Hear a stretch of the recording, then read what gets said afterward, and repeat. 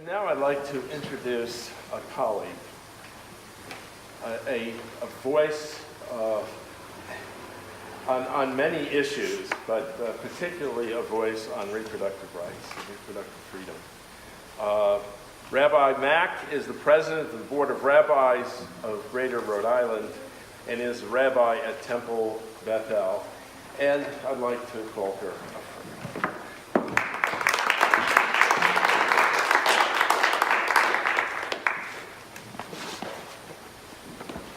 As a rabbi, I'll be the first one to tell you that all life is sacred in Judaism. While an unborn fetus is precious and to be protected, it's essential to remember that Judaism places a higher value on existing life than on potential life. Now, the life and well-being of the mother are paramount.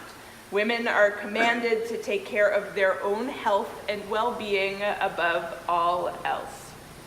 Due to that mainstream Jewish view that the fetus is not yet a person and therefore has no rights, as well as to a long-standing Jewish insistence on the separation of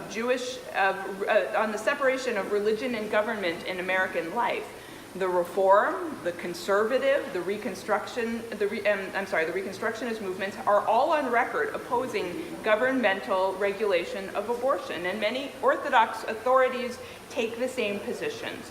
Whatever their opinions on abortion in any given situation, a vast majority of Jewish thinkers agree that decision-making with respect to abortion must be left in the hands of the woman involved, her partner, her physician, her rabbi.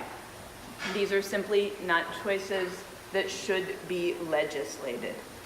I also stand before you today as a woman and as the mother of two children who happen to be with me today.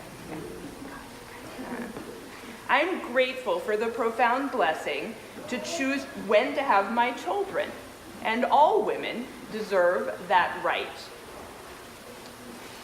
I'm grateful for access to medical care that allows me to stay healthy, care that should be available to all women. All women deserve the agency to make decisions about their own bodies. And I stand before you as an aunt, a teacher, and a mentor of young women.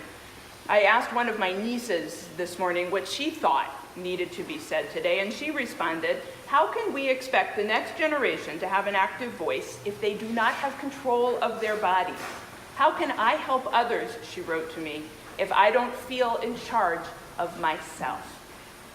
Religious freedom is also at stake in this conversation. Let us remember that enabling women to make decisions about their bodies and their health in consultation with their physicians and with whomever else they decide to speak is protecting religious freedom. Passing this bill feels like such a possibility. It cleans up the books. It makes what is already a reality firm, so that generations of young women to come, like the young women who spoke just before me, are ensured to continue to have this right well into the future.